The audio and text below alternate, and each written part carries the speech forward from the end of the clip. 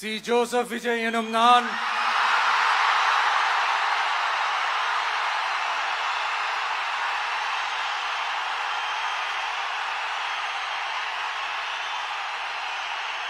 சட்டப்படி அமைக்கப்பெற்ற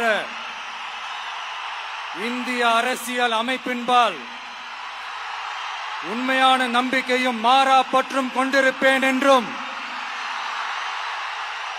இந்திய நாட்டின் ஒப்பில்லாத முழு முதல் ஆட்சியையும் ஒருமையையும் நிலை நிறுத்துவேன் என்றும்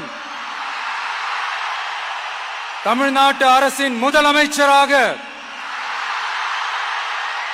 உண்மையாகவும் உளச்சான்றின்படியும் என் கடமைகளை நிறைவேற்றுவேன் என்றும் அரசியல் அமைப்பிற்கும் சட்டத்திற்கும் இணங்க அச்சமும் ஒருதலை சார்பும் இன்றி விருப்பு வெறுப்பை விலக்கி பலதரப்பட்ட மக்கள் அனைவருக்கும் நேர்மையானதை செய்வேன் என்றும் ஆண்டவன் மீது ஆணையிட்டு உறுதிமொழிகிறேன்.